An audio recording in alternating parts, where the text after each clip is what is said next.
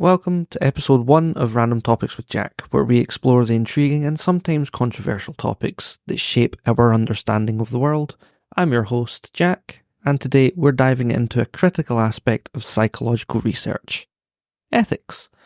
But before we get started, a wee bit of housekeeping. The first 4 episodes will be uploaded together. This podcast will have one new episode every month, but to give everyone a chance to check it out, decide whether this podcast is something for them or not, it made sense to do a few together, give everyone a bit of a vibe check on it. So yeah, let's just jump straight in. Throughout history, psychology has revealed profound insights into human behaviour, but it's not without its darker moments. In this episode, we will look closer at 3 landmark studies: the Stanford Prison Experiment, the Milgram Experiment, and the Little Albert Experiment. Each of these studies not only advanced our knowledge, but it also raised significant ethical questions about the treatment of research participants. So join me as we unpack these experiments, explore the ethical dilemmas they presented, and discuss how they've shaped the standards we uphold in psychological research today. Get ready for a thought-provoking journey into the ethics of psychology. So let's get started. So before we look at these 3 experiments, we need to cover what ethics is in the context of psychological research. Ethics refers to the principles and standards that guide researchers conducting studies involving human or animal subjects. These guidelines ensure that research is conducted responsibly and with respect for the dignity and welfare of those participating, while also maintaining the integrity of the research process. So there are 6 key ethical principles, and these are informed consent, which means participants must be fully informed about the nature of the research, including its purpose, procedures, risks, and benefits. Consent must be obtained voluntarily and without coercion. The next one is confidentiality. Researchers must protect the privacy of participants and ensure that personal data is kept confidential. Any identifiable information should be securely stored and only accessed by authorised personnel. The next one is minimising harm. Researchers should minimise any potential physical or psychological harm to participants. Risk assessment is crucial to ensure that the benefits of the research outweigh any risks. Next up, we have debriefing. After participation, researchers should provide participants with a debriefing session to explain the study's purpose and address any consequences of participation. This helps participants understand their role in any psychological effects that they may experience. Next up is integrity and honesty. Researchers must conduct their work honestly and report findings truthfully. Ensuring the accuracy of this data and avoid fabrication or plagiarism is vital for maintaining credibility. And respect for diversity. Researchers should be mindful of cultural, social, and individual differences among participants. Inclusivity in research design and interpretation of results is essential. So many institutions will have institutional review boards, or IRBs, that review research proposals to ensure that they comply with ethical standards. IRBs assess the ethical implications of research, focusing on participant safety and rights. So the first experiment we will be looking at today is the Stanford Prison Experiment. So this experiment was conducted in 1917 by psychologist Philip Zimbardo at Stanford University. The primary aim of the experiment was to investigate the psychological effects of perceived power, focusing on the struggle between prisoners and prison guards. The backdrop of this study was the ongoing discourse of the impact of situational dynamics on behaviour, particularly within the context of authority and conformity. Zimbardo designed the experiment in response to the increasing concerns about the treatment of individuals in prison settings, following reports of abusive practices in actual prisons.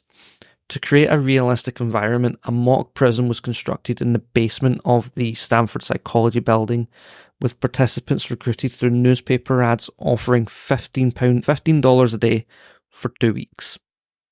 So the experiment involved 24 male college students who were randomly assigned roles as either guards or prisoners.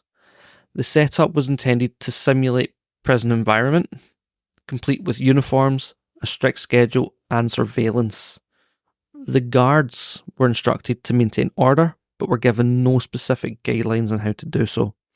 Within a short period, these guards adopted authoritarian behaviours, subjecting prisoners to psychological abuse and humiliation. Conversely, the prisoners displayed signs of stress and emotional distress, with some even going on hunger strikes. The study, which was originally planned to last for 2 weeks, was terminated just 6 days after starting due to the extreme psychological effects observed in both groups, highlighting how quickly ordinary individuals could slip into abusive roles when placed into a position of power. Now, the Stanford Prison Experiment raised significant ethical concerns, particularly regarding the treatment of participants. The American Psychological Association's guidelines emphasise the importance of informed consent, the right to withdraw from the study, and the minimisation of harm. In this case, participants were not adequately informed about the potential risks. Many felt unable to withdraw due to the intense pressure and authority exerted by the guards. Additionally, the psychological distress experienced by the prisoners was profound, leading to lasting emotional trauma for some participants. Zimbardo's dual role as both the researcher and prison superintendent further complicated the ethical landscape, as he often prioritised the experiment's goals over the well-being of the participants. The aftermath of the study prompted a re-evaluation of ethical standards in psychological research, leading to stricter regulations designed to protect participants in future studies. This study remains a pivotal case in psychology, illustrating the profound impact of situational variables on human behaviour and the need for ethical oversight in research. Now, even though we are discussing the ethics behind it, there are obviously pros and cons to every study. Some of the pros of this study are the insight into human behaviour. This experiment provided valuable insight into how ordinary individuals can engage in abusive behaviour when placed in positions of power. It highlighted the influence of situational factors over individual personalities. It showed us awareness of authority dynamics. It raised awareness about the psychological effects of authority and power dynamics, demonstrating how people can conform to roles that align with societal expectation, regardless of their personal morals. It also laid the foundation for further research. The findings spurred further research on topics such as conformity, obedience, and the psychology of power, influencing various fields including social psychology, criminology, and sociology. And as we've mentioned, it had its effect on ethical standards. The ethical issues raised by this experiment led to significant changes in regulations governing psychological research, emphasising the need for informed consent and participant welfare. Now, obviously with pros there's cons. So the cons here are obviously ethical violations. It's criticised for its lack of ethical consideration, including inadequate informed consent and failure to protect participants from psychological harm. Many participants experience severe emotional distress.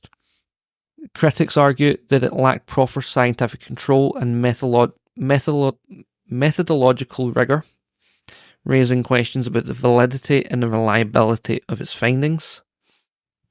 The overgeneralization of results, the conclusions drawn from this experiment may not be universally applicable.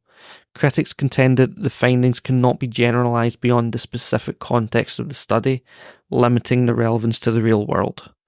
As well as the researcher's influence, Zimbardo's dual role as both researcher and superintendent may have influenced the behaviour of both guards and prisoners, potentially skewing the results and diminishing the objectivity of this study.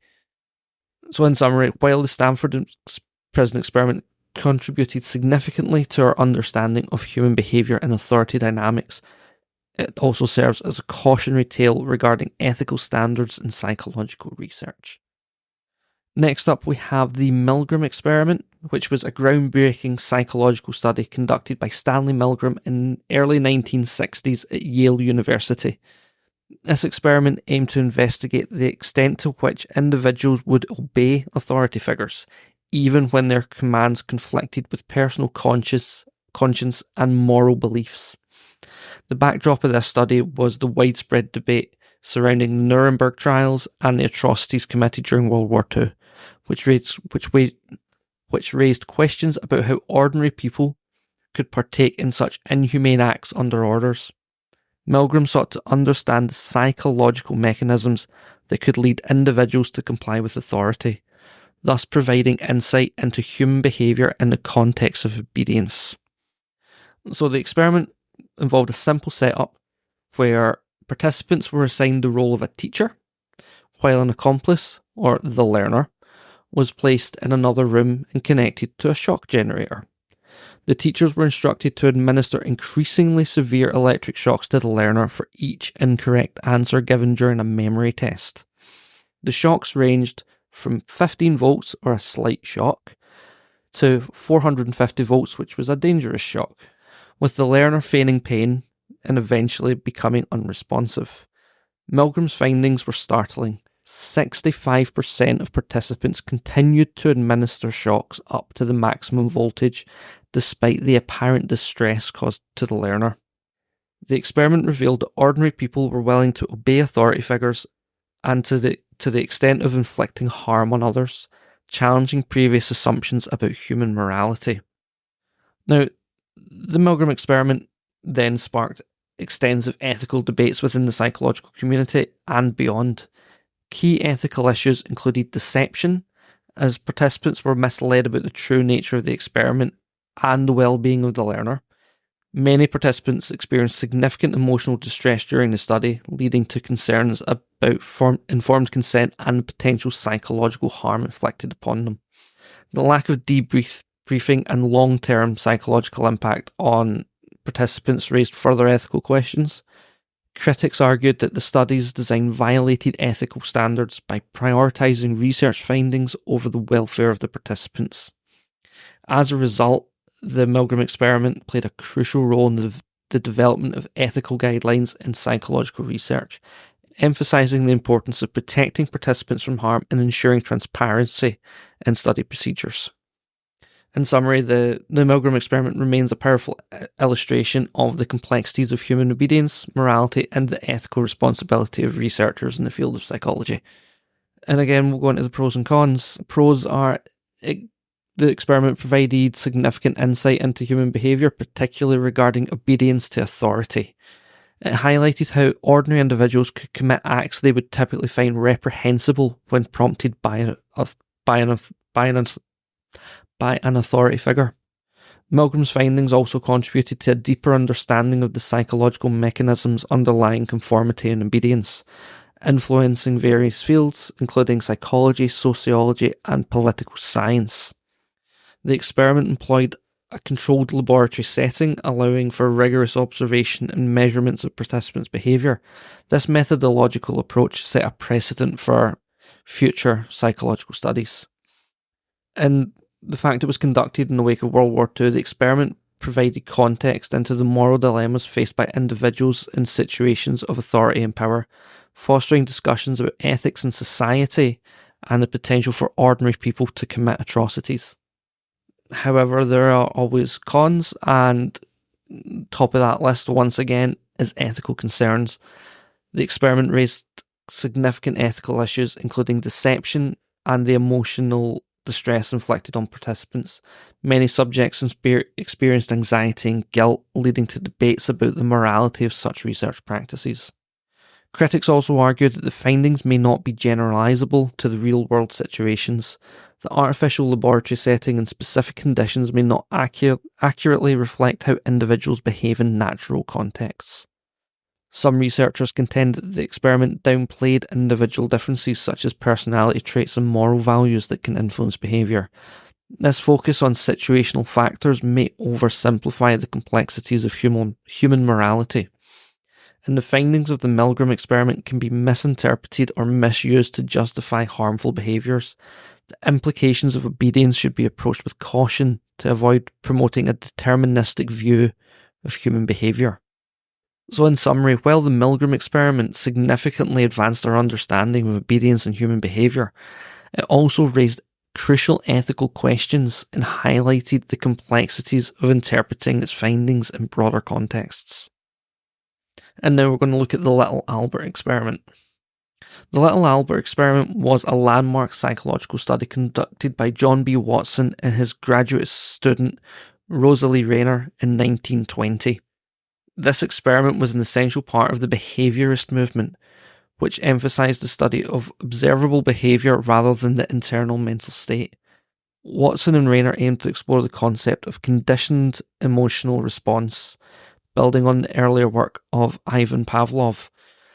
This study involved a 9-month-old infant known as Little Albert, who was exposed to various stimuli to observe how emotional responses could be conditioned.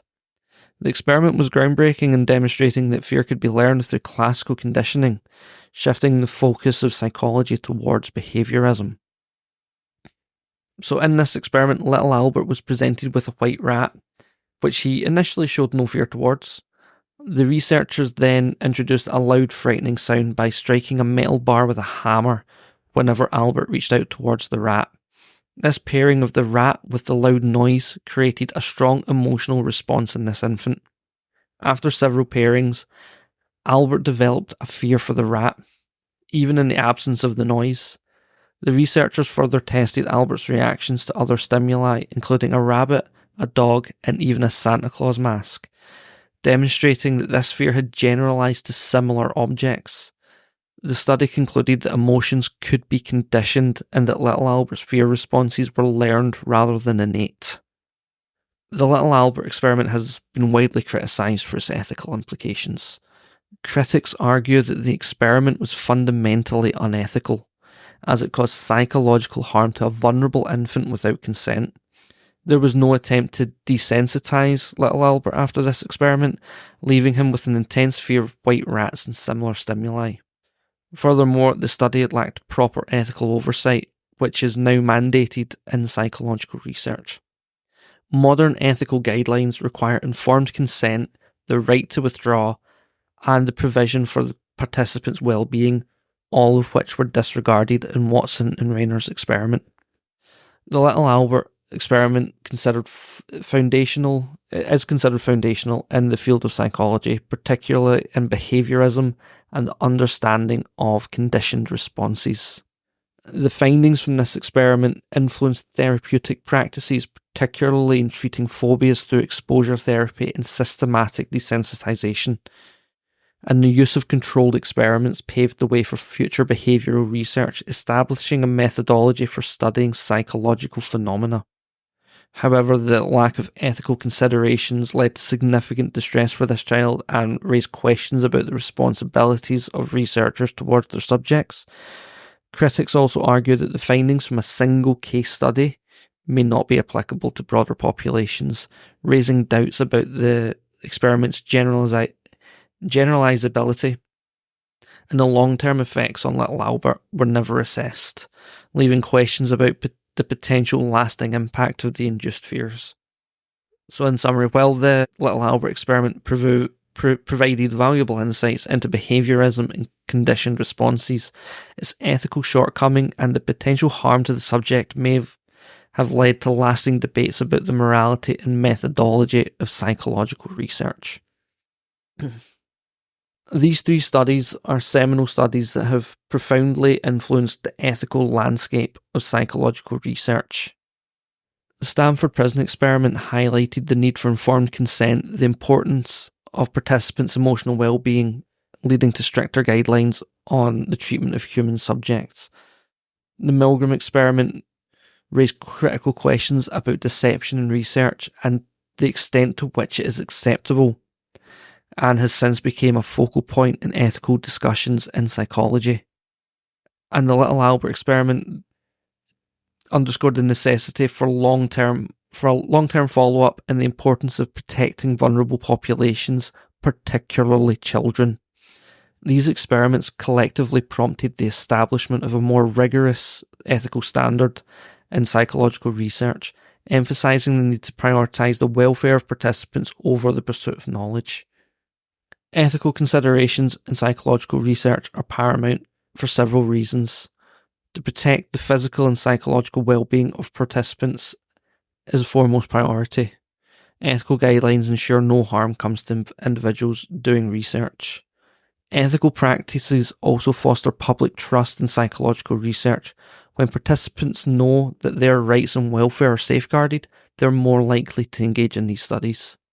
Ethical guidelines also promote responsible research practices, which enhance the credibility and reliability of these findings. This ensures that the conclusions drawn from the research are valid and can be applied ethically in real-world situations. And ensuring that participants are fully informed about the nature of the study, potential risks, and their right to withdraw at any time is crucial for obtaining genuine consent. The establishment of the IRBs marks a significant advancement in the ethical oversight of research. IRBs are committees responsible for reviewing research proposals to ensure that ethical standards are upheld. Their primary goal is to protect the rights and welfare of human subjects involved in research. Their formation was largely a response to ethical breaches highlighted by previous experiments, among others.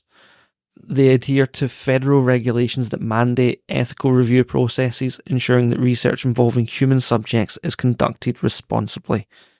IRBs evaluate various aspects of research proposals, including the study's design, potential risks, recruitment methods, and the process of obtaining informed consent. This thorough review helps mitigate ethical concerns before the research begins.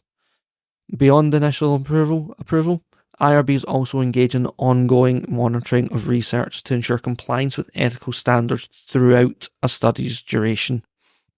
The lessons learned from these 3 experiments have fundamentally shaped the ethical guidelines of psychology. These guidelines prioritise participant welfare, foster public trust, and have led to establishment of IRBs, ensuring that ethical considerations remain at the forefront of psychological research.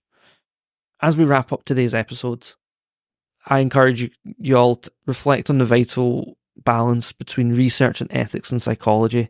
The pursuit of knowledge is undoubtedly essential for advancing our understanding of human behaviour, but it also comes with significant moral responsibilities. Consider how researchers can strive to uncover insights while respecting our rights and the well-being of individuals. Your thoughts on these ethical dilemmas are important as we continue to explore the complexities of the field. So I'd like to thank you for joining me into this dive into the intriguing world of ethics and psychology.